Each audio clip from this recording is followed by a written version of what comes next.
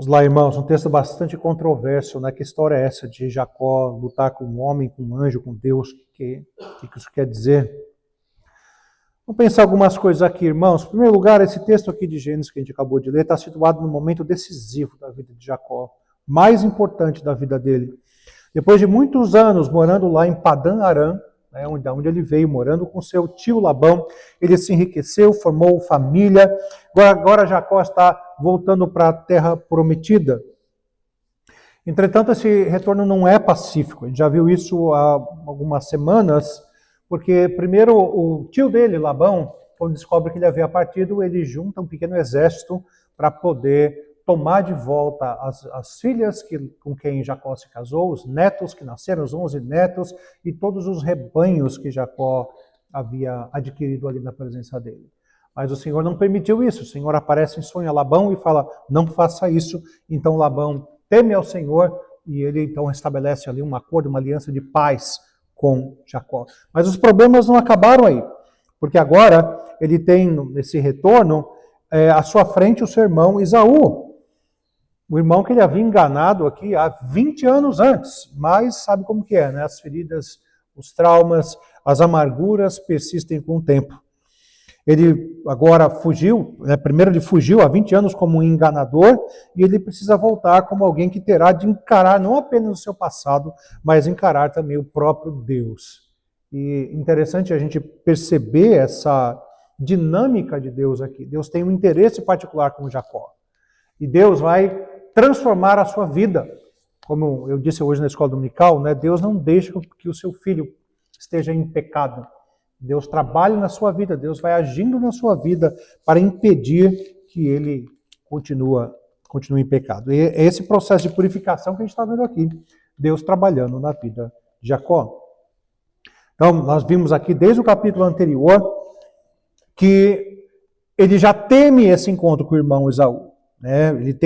Ele foi avisar Esaú que ele estava a caminho, e o que ele recebeu como resposta? Olha, seu irmão está vindo em seu encontro com um pequeno exército, 400 homens, diz ali o começo do capítulo que a gente acabou de ler.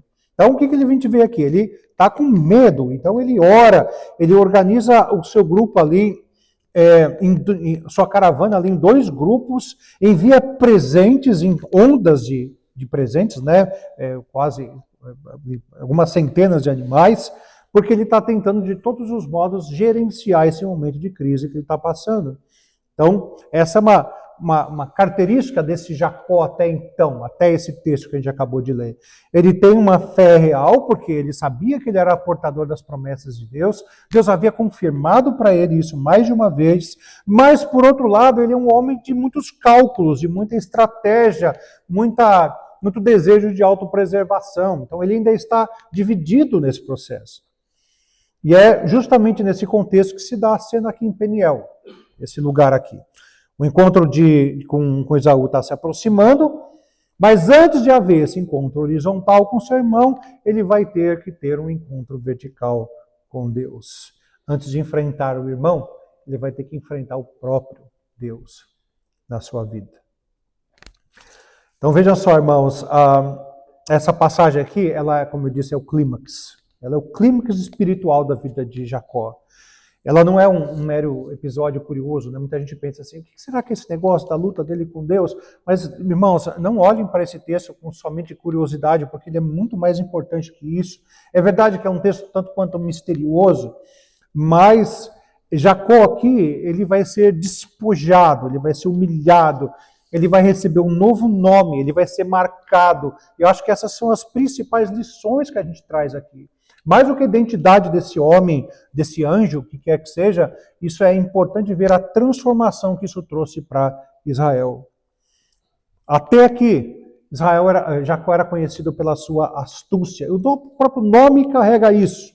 Né? O suplantador, o usurpador, aquele que segura pelo calcanhar. Em Peniel, nesse Val do Jaboque, Deus vai visitá-lo de maneira pessoal, de maneira transformadora. O homem que sempre manipulou as circunstâncias à sua volta, agora ele vai ser levado a um ponto em que ele não vai controlar mais nada. Mais nada. E muitas vezes Deus nos coloca em situações como essa e nos ensina nessas situações. Então, vamos pensar um pouquinho aqui no lugar da cena, onde essas coisas acontecem. Não é? Ele sai de Padan Aram, ele vai ter que andar 800 quilômetros até voltar para a casa do seu pai. E essas coisas estão acontecendo no meio do caminho. A cena agora se passa à noite, junto ao Val do Jaboque. Então, o que era o Jaboque? Era um pequeno riacho que podia aumentar e diminuir de tamanho conforme a estação do ano. E naqueles lugares que a vazão era menor, criava-se uma espécie de passagens naturais, que as pessoas conseguiam atravessar o rio. E o nome dessa passagem natural era Val. Então, o Val do Jaboque significava o lugar de passagem raso do rio Jaboque, pelo meio do qual as pessoas atravessavam para chegar do outro lado. Ok? Jacó, então, faz passar a sua família, os seus servos, os seus bens, e no final das contas ele vai ficar sozinho. Essa solidão, irmãos, ela é muito importante. Em momentos decisivos da nossa vida espiritual, há encontros com Deus que, embora tenham efeitos para todo mundo, efeitos comunitários, eles vão nos alcançar pessoalmente, tá? Sabe, sim, sem escudos, sem outras mediações humanas, sem estratégias, e a noite ela também traz aqui o caráter tanto quanto dramático para essa narrativa do que está acontecendo, né? O escuro, né? O que a noite representa? Escuro, incerteza, proximidade do perigo, silêncio, isolamento, todas essas coisas aqui estão compondo o cenário que vai acontecer a luta de Jacó com o anjo, com Deus, com o homem, como é narrado aqui. Esse confronto, então, ele não vai ser somente físico, vai ser espiritual. E, no final das contas, vai ser um confronto redentivo. Ele vai experimentar a real e definitiva salvação desse encontro que a gente vai ter aqui.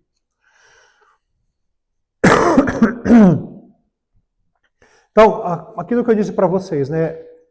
A gente vê nesse texto um clímax, mas um clímax que mostra também um padrão, um plot, uma maneira de Moisés contar a história e da própria palavra de Deus contar a história da salvação. Deus humilha antes de exaltar, quebra seu filho antes de usar, esvazia seu filho antes de encher. E a gente está vendo essas coisas acontecendo com Jacó. Esse princípio, ele vai aparecer em toda a Escritura. E ele é descrito até mesmo em relação ao nosso Senhor Jesus Cristo. Porque antes de dizer que ele foi glorificado com a glória que ele tinha antes que houvesse mundo, ele foi humilhado e não julgou com usurpação o ser igual a Deus, mas assumiu a forma de servo. Então percebam, irmãos, que essa é um padrão que é seguido por toda a Escritura, que é seguido pelo próprio Senhor Jesus Cristo e que muitas vezes vai acontecer comigo e com você também. Portanto, se coloque no lugar de Jacó para que a gente entenda essa passagem. E essa passagem também, irmãos, ela também nos remete ao Senhor Jesus Cristo, direta e indiretamente. Primeiro porque Jacó, ele representa ali um elo, né, um elo nessa corrente da linhagem de Jesus. Ele é o patriarca e dele virá o Messias. E outra coisa, irmãos, por causa da identidade desse homem com quem Jacó luta. A gente vai falar um pouquinho mais sobre isso daqui para frente. Mas eu queria que vocês tivessem em mente, depois vocês lessem em casa, aquilo que escreve o profeta Oséias, capítulo 12. Em Oséias 12, dos versículos 3 a 5, ele vai descrever, ele vai trazer à memória esse encontro que Jacó teve com este homem. E ele interpreta esse evento dizendo que Jacó lutou com Deus e prevaleceu. Ele chorou e pediu misericórdia. Então essas informações são muito importantes para complementar esse quadro, esse pano de fundo, esse palco que está aqui mostrado por Moisés. No próprio capítulo, versículo 30, ele diz, vi Deus face a face. Então vamos nos delongar um pouquinho mais nisso aqui, entender essas coisas, não é? Meus irmãos, o fato do texto se referir àquele que está lutando com Jacó como um homem é muito importante. É muito importante porque revela o próprio desejo de empatia do Senhor. Ele quer estar ao nosso lado em nossos termos. A própria encarnação de Jesus revela isso. Ele será chamado Emanuel, que significa Deus conosco. Deus em nossa imagem, Deus em nossa figura, Deus junto de nós. E essa identificação que Deus quer ter conosco, ela sempre foi seu objetivo. Se você for olhar para a narrativa do Éden, não está lá de maneira explícita, mas com certeza implícita, quando diz que Deus andava pelo jardim na viração do dia, já revela esse objetivo do Senhor, estar conosco em nossos termos. Veja como isso nos leva novamente agora para Hebreus, quando fala que ele nos entende, que ele nos ouve, que ele é capaz de compreender tudo aquilo que passa conosco, porque ele viveu em nossos termos. Portanto, a gente vai ver em vários lugares do Antigo Testamento, ora, quando diz que Deus apareceu, como no caso ali na intercessão de Abraão em relação a Sodoma e Gomorra, lembra disso?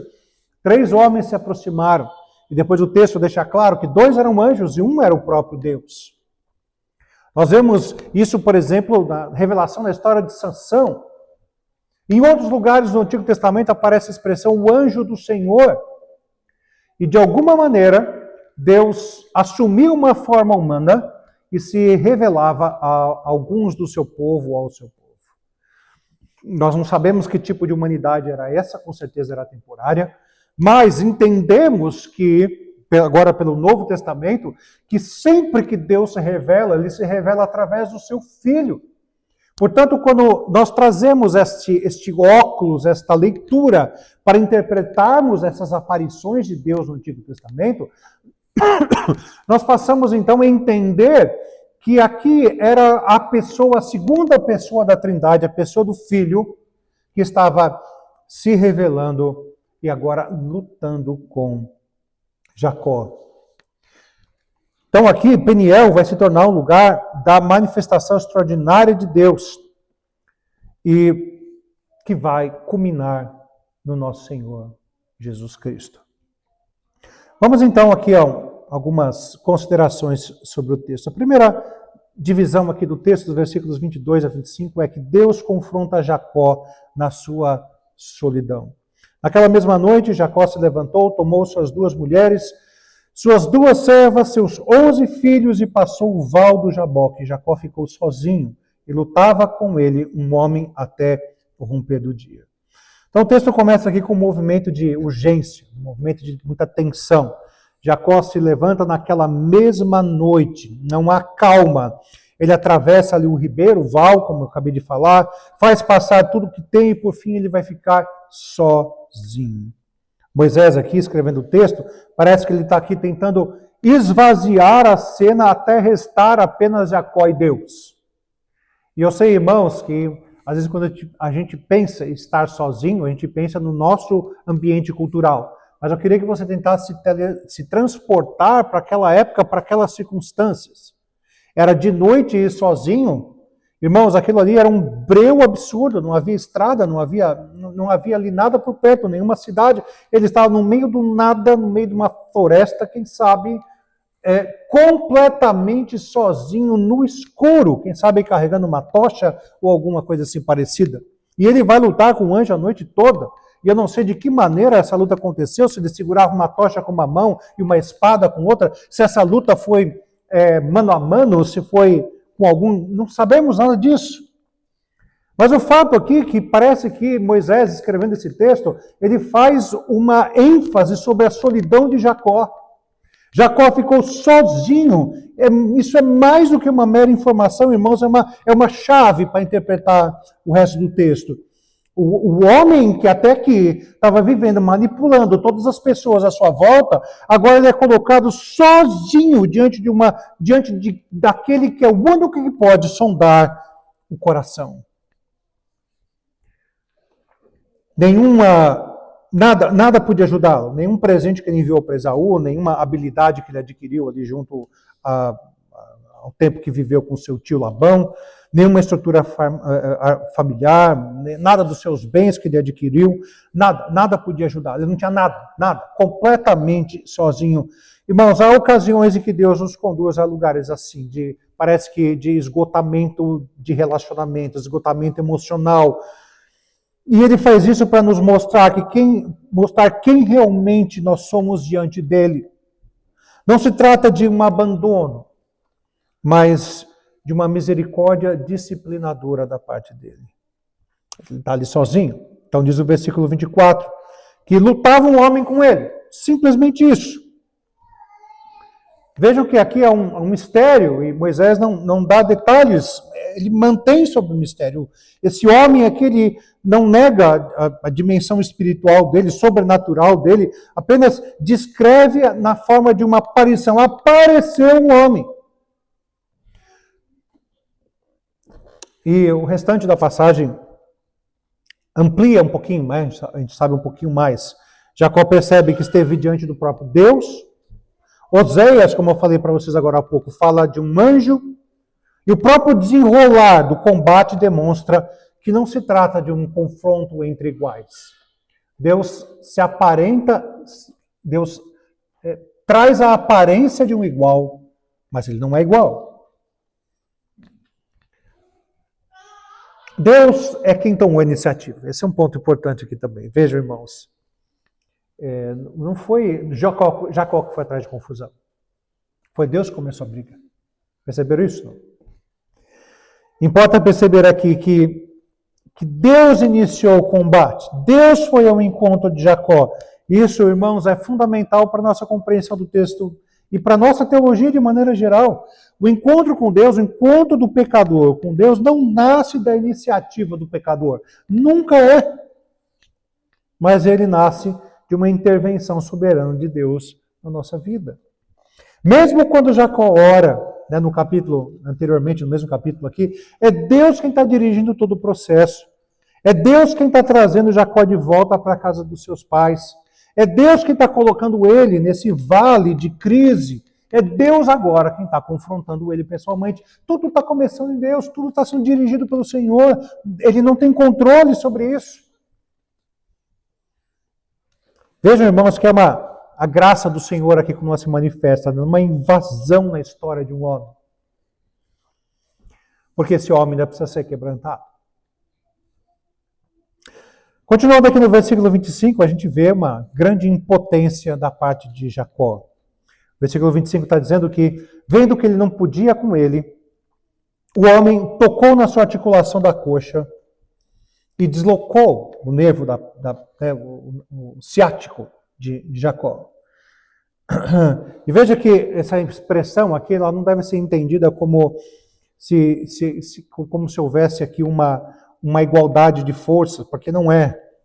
A sequência mostra claramente o contrário, que é um simples toque, um momento que Deus precisava simplesmente para acabar com toda aquela luta, para mostrar para Jacó quem ele era e quem o próprio Deus era.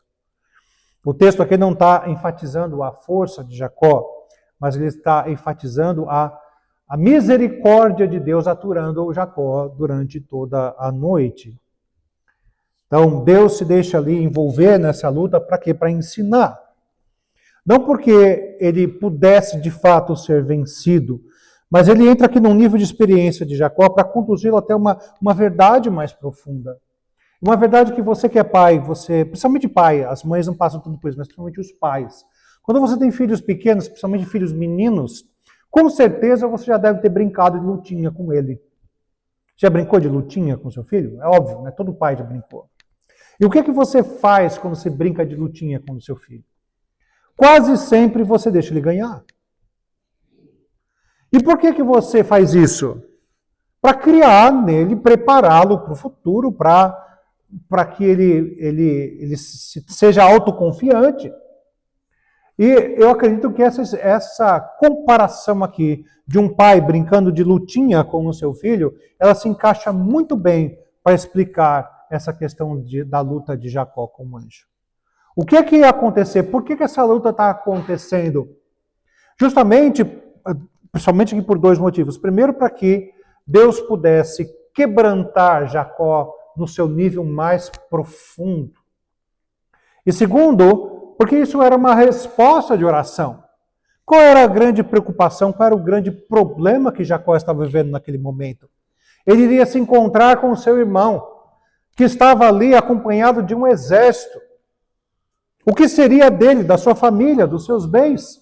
O que seria da linhagem da aliança? A linhagem do Messias?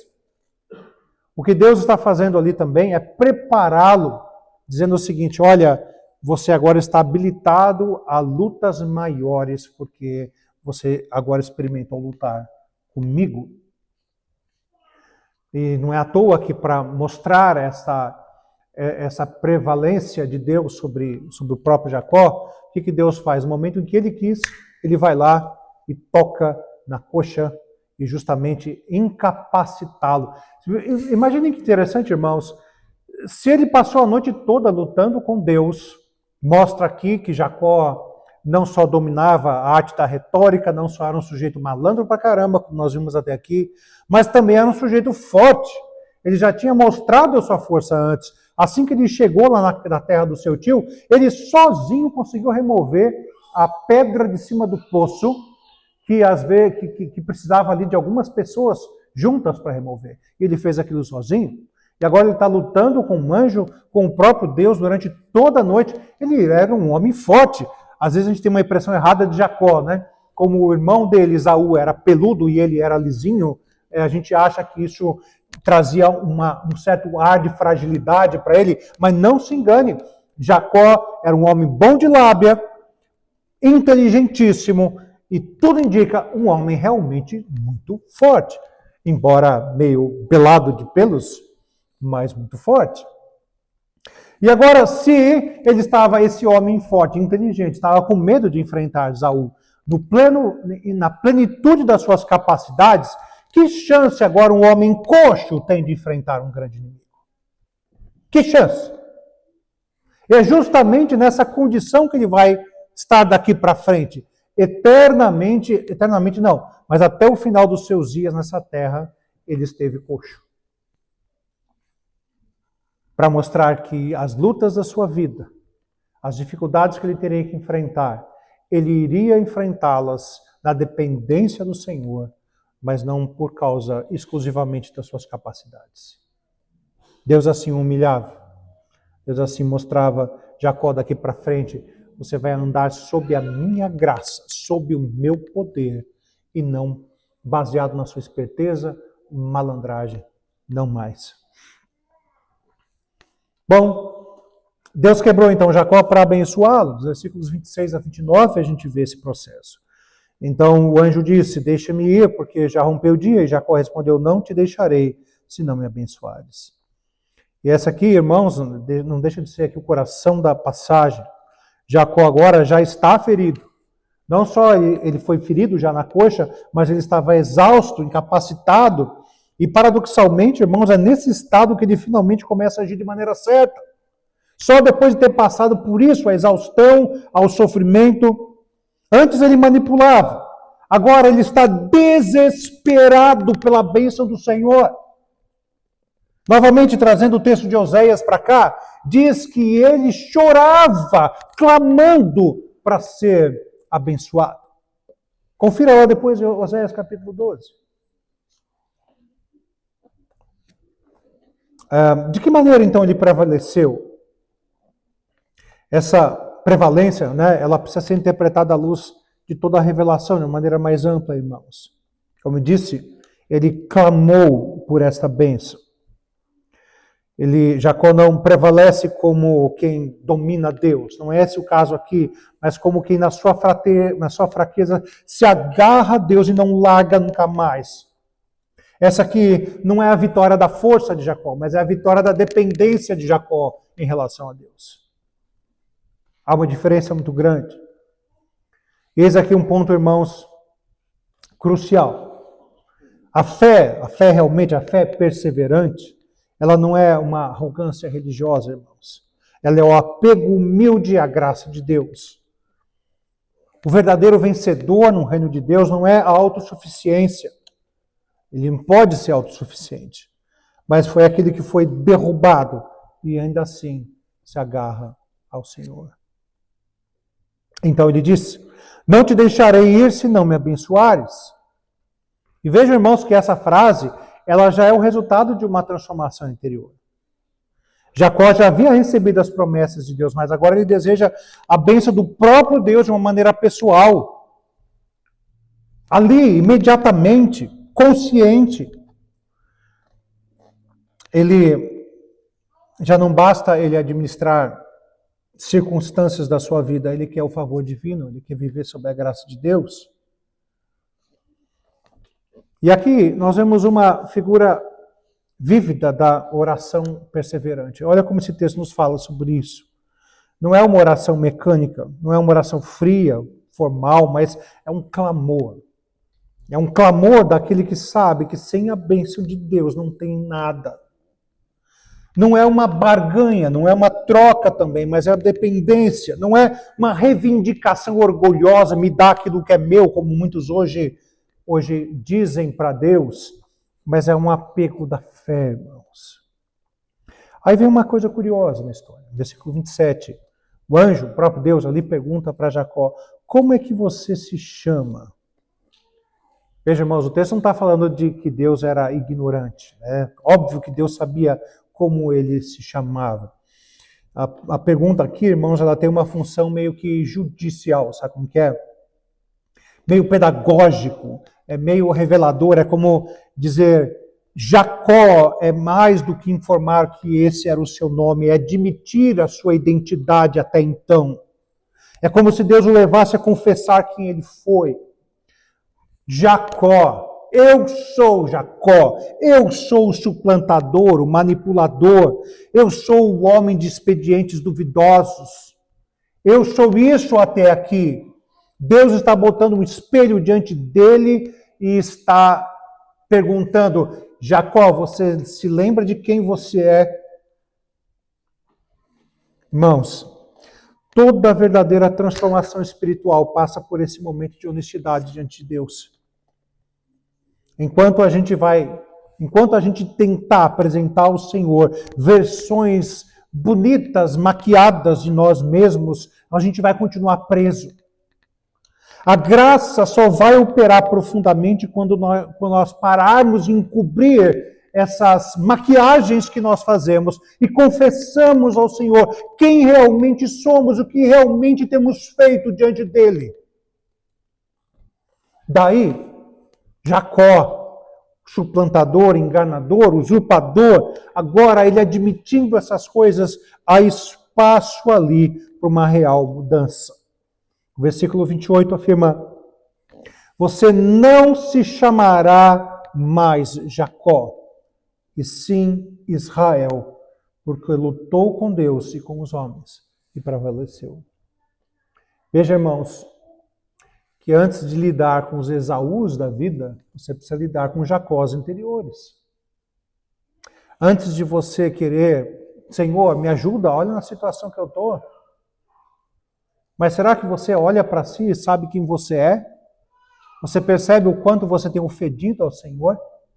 O quanto você tem desobedecido deliberadamente às ordens dele? Para a sua vida pessoal, para o seu casamento, para a sua vida familiar? Como é que você espera lidar com Esaú sem antes resolver o problema do Jacó? Você sabe quem realmente você é diante do Senhor? Será que não era hora de tirar toda a máscara que você construiu e se jogar aos pés da cruz, confessando que quem você é, pedindo perdão, se arrependendo de verdade diante do Senhor, para que o Senhor realmente o restaure? Pois bem, irmãos, na Escritura, a mudança do nome, frequentemente ela está associada a uma mudança de condição, vocação, identidade. E assim como Abrão se tornou Abraão, né, Jacó vai receber um novo nome, como sinal dessa nova etapa, dessa novo status de relação que ele tem com Deus. Israel aqui, no caso do texto, é explicado pelo próprio texto como isso está conectado nessa luta com Deus, né? O ponto aqui não é uma curiosidade sobre o nome em si, mas a declaração de que esse homem agora foi reconstituído sob essa ação divina. Ele não deixa de ser o mesmo indivíduo, mas ele não pode mais ser compreendido apenas a partir do seu passado. A graça agora vai redefinir a identidade de Jacó. ele vai ser Israel. Mas vejam, irmãos, que daqui para frente, Moisés registrando a história, terminando a história de Jacó, de Israel, ele vai às vezes alternar, vai usar Israel, mas de vez em quando ele alterna e usa o nome Jacó. Mas por que se Deus havia mudado o nome dele? Eu acho até interessante aqui uma aplicação nesse sentido, que isso reflete até mesmo a vida do crente, não é? Na sua salvação, na sua regeneração, no seu encontro com Cristo, você foi transformado. Você recebeu um novo nome, né, espiritualmente falando, mas você não deixa de ainda lutar contra o pecado, você ainda não deixa de ter esse passado, essa herança contra a qual você tem que lidar dia após dia. Nós vemos, então, que Deus se recusa a revelar o seu próprio nome. Jacó pergunta, né, o nome do homem, mas recebe a seguinte resposta: por que você pergunta pelo meu nome? E ali, Deus então o abençoou. Deus teve reservas ali com Jacó, né? Deus revela, mas não se deixa meio que se domesticar por Jacó. Esse é o ponto aqui. Jacó não vai controlar o Senhor. Esse é o motivo pelo qual ali Deus não revela seu nome. Você não me controla, Jacó, eu que estou no controle. Mesmo assim, ele concede a bênção. A gente analisa essa situação do ponto de vista daquilo que entendemos de revelação progressiva. Né? Durante a história, Deus vai construindo desenhando aquilo que ele é diante do seu povo. Essa revelação Moisés já tinha, mas lá, né, quando Deus traz Moisés para libertar o povo do Egito, ele vai revelar seu nome, vai dizer meu nome, eu sou o que sou, Yahvé. Mas isso aqui na história de Jacó também é um ensinamento, porque nos revela, irmãos, que Deus não precisa satisfazer toda a nossa curiosidade para conceder sua graça. Não precisa. A fé madura, ela tem que aprender a descansar, não no domínio, intelectual das coisas, dos mistérios de Deus, mas na certeza de que o Senhor se deu a conhecer de maneira suficiente para a nossa salvação, para a nossa santificação. Tudo o que você precisa são as Escrituras. Você não precisa de mais nada do que isso.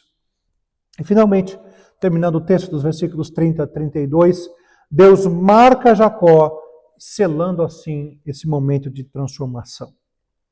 E aquele lugar, Jacó deu o nome de Peniel, pois disse: vi Deus face a face e a minha vida foi salva. Peniel, ou Penuel, às vezes pode ter alguma mudança, significa face de Deus. E Jacó reconhece que esteve diante do Deus vivo e ainda assim ele foi preservado, não morreu. E essa afirmação, irmãos, de alguma maneira ela é assombrosa, pois no Antigo Testamento permanece a convicção de que o homem pecador ele não podia ver a Deus sem que a glória dele o consumisse. Muita gente teve vislumbres de Deus e disse isso, eu vou morrer. Por isso que esse espanto de Jacó aqui é real, né? Ele sabe que ele podia ter morrido. Temos aqui um prenúncio, né, do real evangelho por causa disso. O pecador agora ele não vai ser consumido quando Deus se revela salvadoramente. Por quê? Porque o próprio Deus provê essa mediação entre Deus e o homem. E essa mediação provida é em Cristo. Nele, em Cristo, Deus invisível se faz conhecido. E ele faz isso, irmãos, sem que haja destruição do pecador. Mas antes, ele faz isso trazendo reconciliação. E terminando aqui o versículo, caminhando para o encerramento, o versículo 31, diz: nasceu-lhe o sol, quando ele atravessava Peniel e mancava de uma coxa. E vejam, irmãos, que agora o contraste, né? Vai passando a noite da penumbra, da solidão, e ele vai deixar esse contexto agora sobre as bênçãos de Deus. O novo dia começa, mas Jacó não sai dali triunfante, segundo os critérios que nós conhecemos do mundo, irmãos. Ele sai mancando. O sol agora vai nascer sobre um homem abençoado, porém um homem ferido. Transformado, mas porém marcado. Consciente da graça, é verdade, porém incapaz de voltar a viver como ele vivia até então. É um outro homem. Agora é Israel. E a marca que Deus colocou nele, irmãos, percebam como isso forma uma espécie de testemunho vivo, né?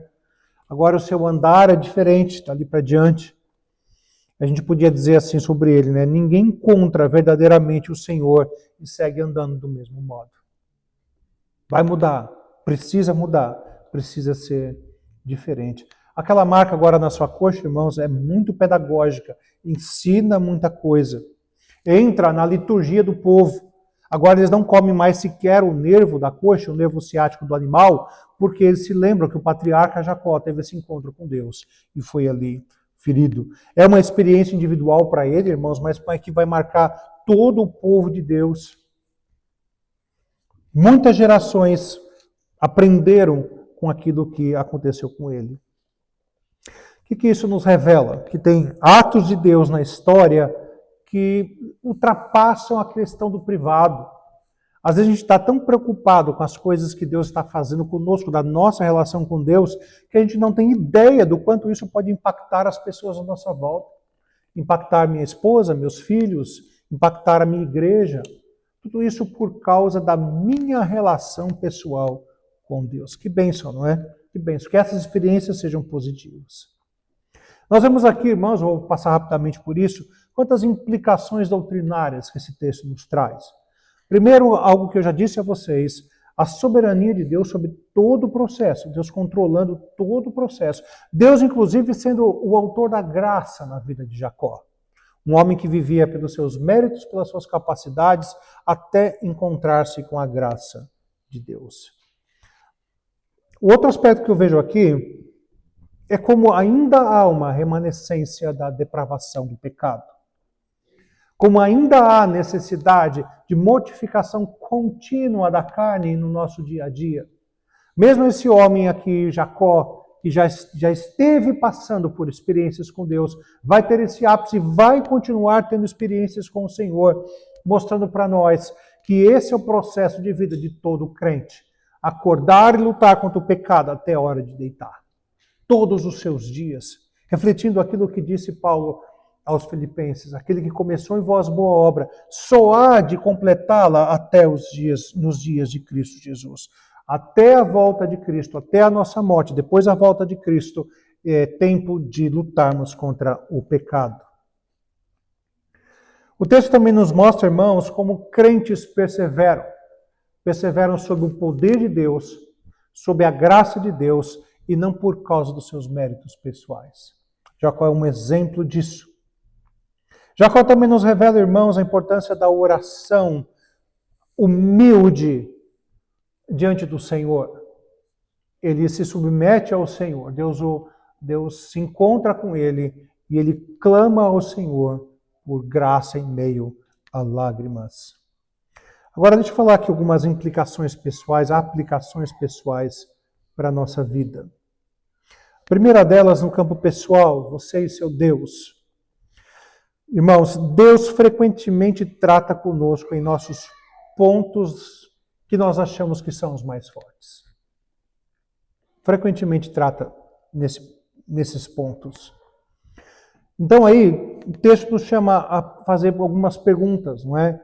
Em que nós temos confiado mais do que Deus? Será que você tem confiado mais na sua inteligência ou na sua experiência, na sua capacidade de controlar e manipular as pessoas à sua volta? Será que você tem confiado na sua habilidade de planejamento, no seu prestígio? No que você tem confiado? Irmãos, Jacó ele não foi transformado por adquirir mais recursos, mas por ter sido ferido naquilo que mais o sustentava. Deus, na sua graça, enfraquece os nossos apoios, como ele fez com Jacó. Para quê?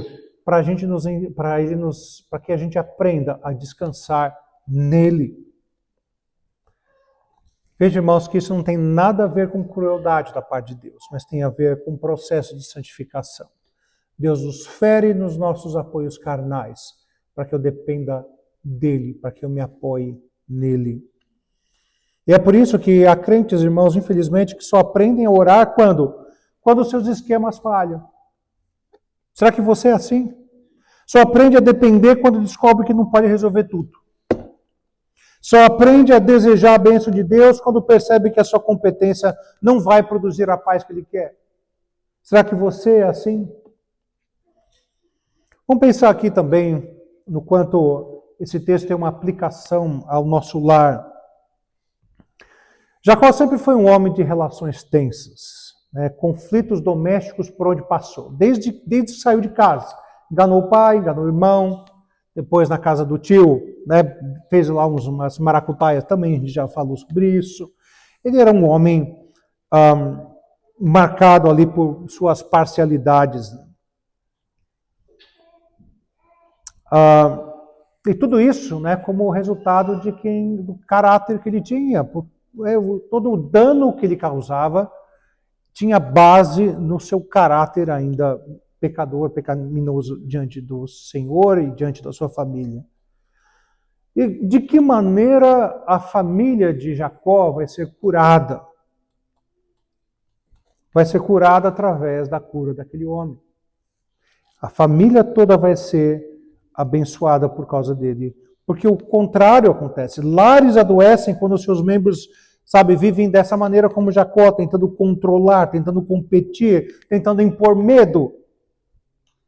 Mas quando os envolvidos, quando os membros da casa são quebrantados por essa graça e aprendem a buscar a bênção do Senhor, irmãos, as coisas são curadas, os relacionamentos são curados. Maridos, né, esposas, pais, filhos, todos nós precisamos aprender que a vida doméstica não vai ser saudável enquanto um tentar lutar para vencer o outro. A bênção do Senhor vai acontecer em lares que encontram, que conhecem, que sabem o que é arrependimento, que sabem o que é verdade, que sabem o que é viver na dependência de Deus. Nossa igreja, irmãos, também pode ser abençoada por esse texto. Essa história de Jacó aqui, ela é muito instrutiva para nós, porque a igreja, ela sempre corre o risco de admirar, os mais fortes, os mais articulados, aqueles que têm melhores estratégias, os mais eficientes, mas ela se esquece, a igreja se esquece muitas vezes, que o Senhor costuma usar com profundidade aqueles que Ele primeiro quebrantou. Seres humanos podem, sim, construir reputação, organizar projetos, desenvolver métodos, influenciar pessoas e ainda assim permanecer dependentes da sua própria força. A igreja não precisa apenas de competência, irmãos. A igreja precisa de homens e mulheres que passaram por Peniel, que aprenderam a clamar pela bênção divina, que não confiam na carne, mas que, por outro lado, por assim dizer, andam mancando diante de Deus. Esse texto também, terminando aqui, irmãos, ele nos mostra como esse texto é contracultural. Porque enquanto a cultura dos nossos dias celebra o quê? Autonomia, autoafirmação, autoconstrução, o texto vai na contramão. O texto nos mostra a dependência que nós temos que ter do Senhor. O mundo fala o quê? O mundo diz, vença, né? Se imponha, prove o seu valor. Mas o que nós vemos Deus fazendo com Jacó, que é o contrário disso. Diz para o crente, humilhe-se, reconheça o seu nome, abandone a sua autoconfiança e o seu pecado e apegue-se à minha graça. Por isso esse texto tem um enorme impacto sobre a nossa vida no mundo, irmãos. Por isso, terminando, veja só algumas coisas aqui, recordando. Deus toma a iniciativa de confrontar seu servo. Deus quebra a autoconfiança dele. Deus o conduz da manipulação para a súplica. Deus lhe dá uma nova identidade. Deus o abençoa sem remover as marcas do encontro. Deus transforma a sua história pessoal numa memória que abençoa todo o seu povo, irmãos. Essa é a lição de Peniel, essa é a lição do Val de Jaboque, essa é a lição que o Senhor quer que aprendamos também hoje, nessa manhã. Amém? Vamos ficar de pé, vamos orar.